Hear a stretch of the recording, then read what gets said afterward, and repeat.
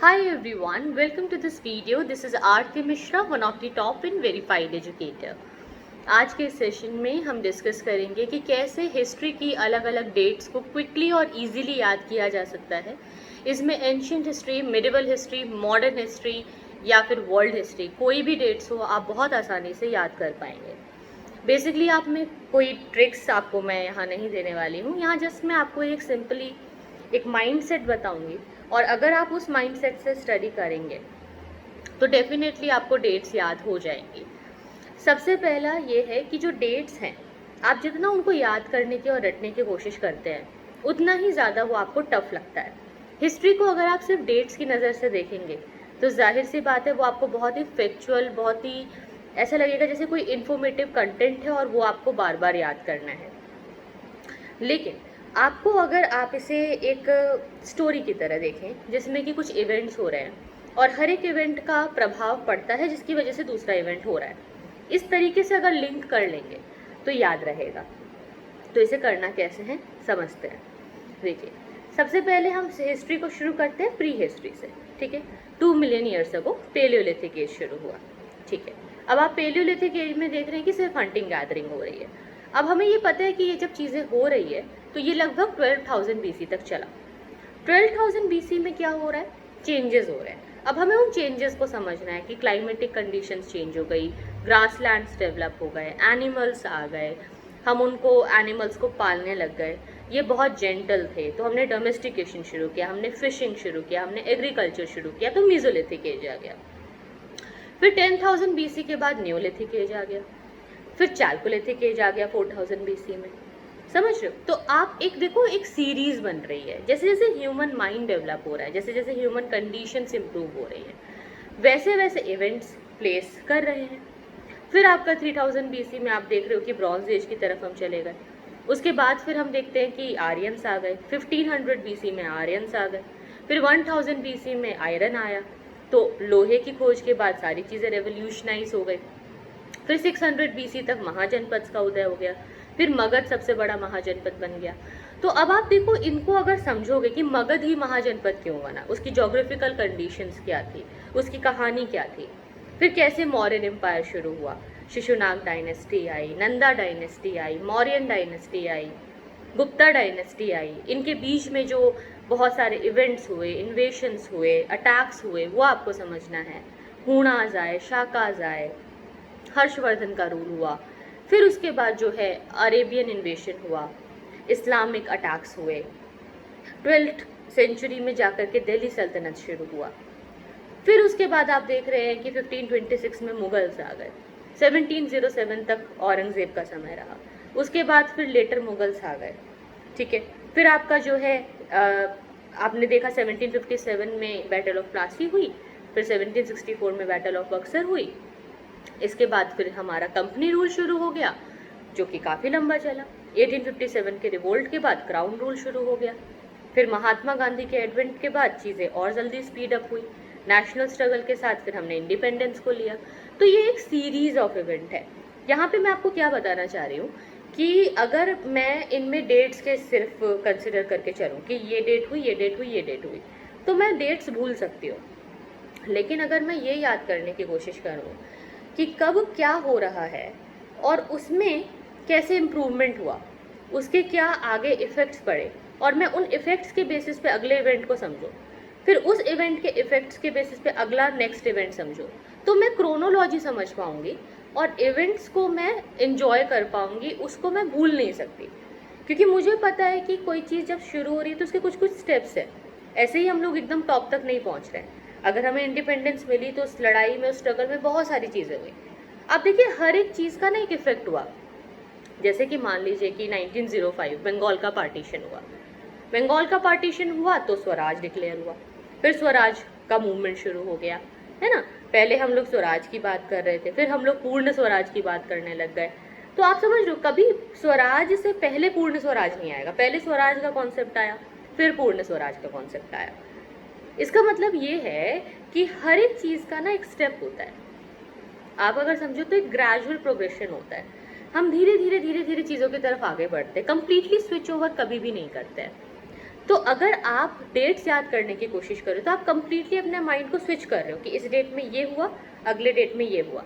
तो आप क्या करो, अपने माइंड को बता रहे हो कि तुम स्विच करो, यहाँ से इस डेट में स्विच करो, फिर ये वाली डेट याद करो। इससे बेटर है कि जो ग्रेजुअल प्रोग्रेशन हो रहा है उसके लिए आप अपने माइंड को ट्रेन करें। अब ये कैसे करना होता है, देखिए, एक तो मल्टीपल रिविजन्स बहुत ज़रूरी है।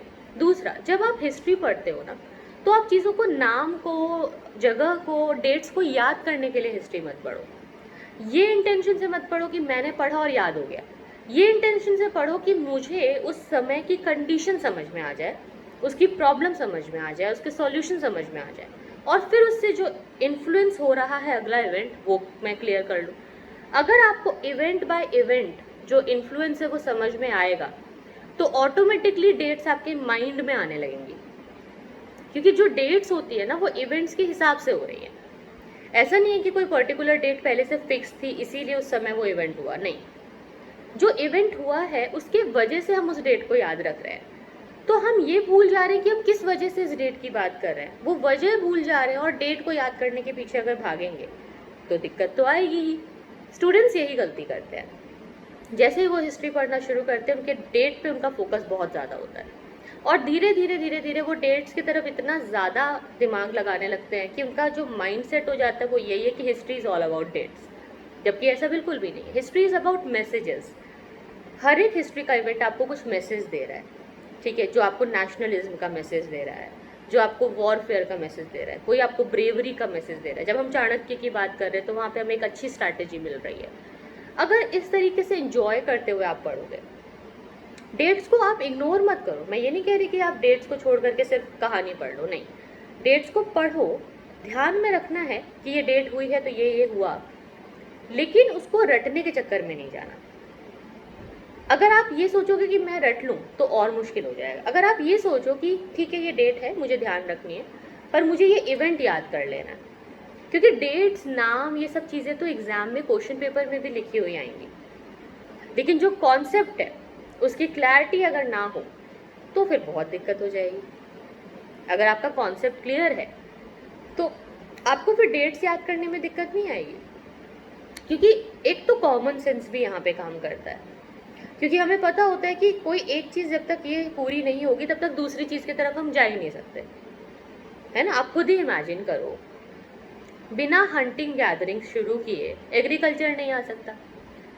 जब एग्रीकल्चर आएगा तो उसके बाद ही सेटल्ड लाइफ शुरू होगी, जब सेटल्ड लाइफ शुरू होगी तभी मेटल की डिस्कवरी होगी, जब कॉपर आएगा तभी ब्रॉन्ज आ सकता है। कॉपर से पहले तो नहीं आएगा, क्योंकि कॉपर में टिन नहीं मिक्स करेंगे तो ब्रॉन्ज नहीं बनेगा।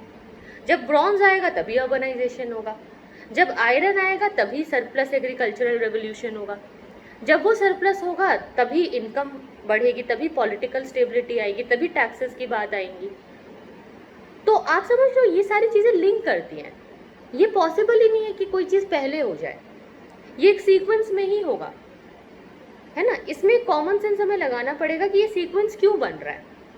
अगर हम उस सीक्वेंस के पीछे के कॉमन सेंस को समझ जाएं तो ज़रूरत ही नहीं पड़ेगी कि आपको डेट याद करनी पड़े, आपको उसकी नीड ही फील नहीं होगी, बिल्कुल भी उसकी ज़रूरत नहीं लगेगी कि मैं ये डेट्स याद कर लूँ, क्योंकि आपको पूरी की पूरी क्रोनोलॉजी में कहानी पता है। जब आप अपने देश की कहानी को समझ जाएंगे तो डेट्स याद करना कुछ भी नहीं रहेगा। और इतने मल्टीपल रिवीजन्स इसके लिए चाहिए होते हैं कि आपको कॉन्सेप्ट क्लियर हो जाए। जब कॉन्सेप्ट के पीछे आप भागोगे ना तो ये डेट्स वाली चीज़ साथ साथ में आ जाती है, लेकिन अगर डेट्स के पीछे भागोगे तो डेट्स तो डेफिनेटली याद नहीं हो पाएंगे और कॉन्सेप्ट भी क्लियर नहीं होगा।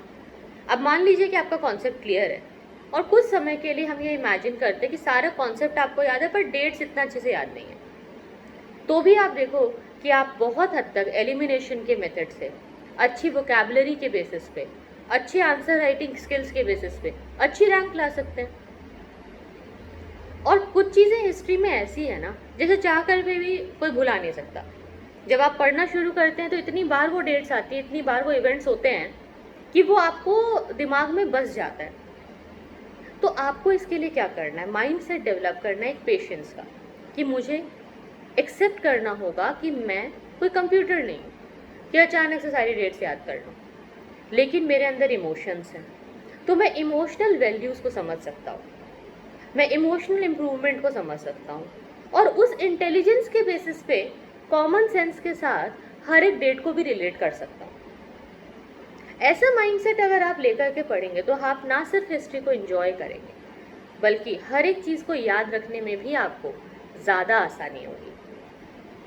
दूसरी चीज़ क्या है, अब थोड़ी सी ट्रिक्स की बात कर लेते हैं। जब भी आप हिस्ट्री पढ़ते हैं, आप उसके फ्लो चार्ट्स बना सकते हैं। जब आप खुद से फ्लो चार्ट बनाएंगे और अपने सेल्फ नोट से उसको रिवाइज करेंगे, तो आपको फील होगा कि अपने आप ही आपको डेट्स याद हो रही है।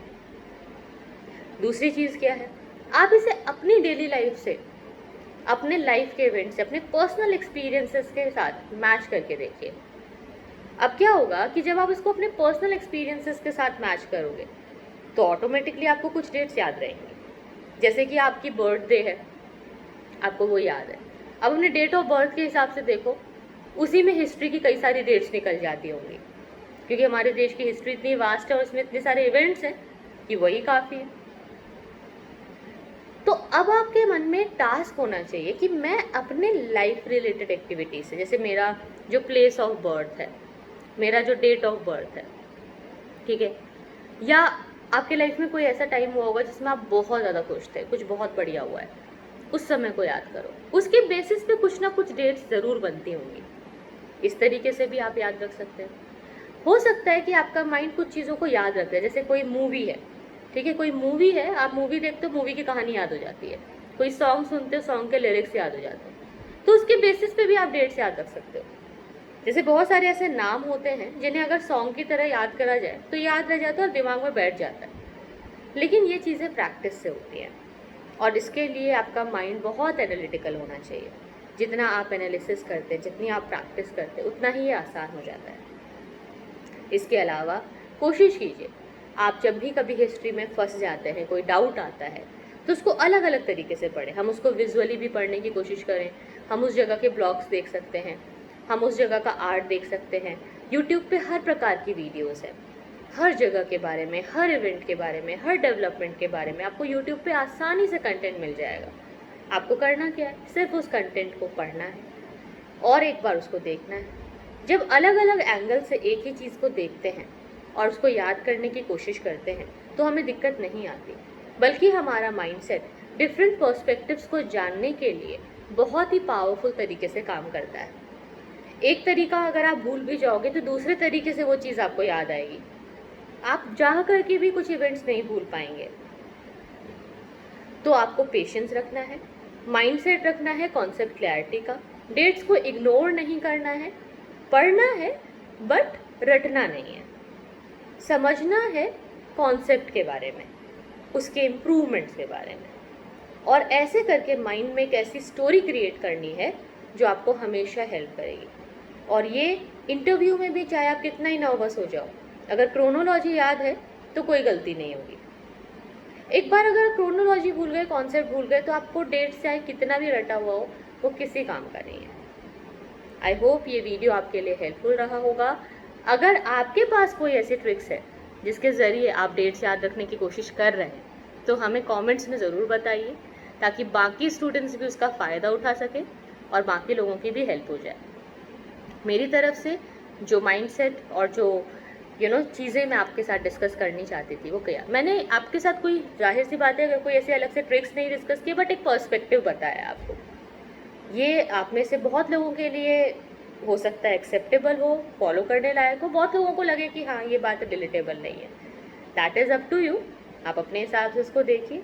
साथ ही आपको बता दूं कि हमारे नए बैचेस आ रहे हैं, और जो ये नए बैचेस हैं, अगर आप इसे ज्वाइन करना चाहते हैं तो आपको करना क्या है, अनअकैडमी प्लस या आइकॉनिक सब्सक्रिप्शन लेना है by using my referral code top 10 मेरा रेफरल कोड है, जिससे आपको 10% डिस्काउंट मिलता है Unacademy plus and iconic subscription में।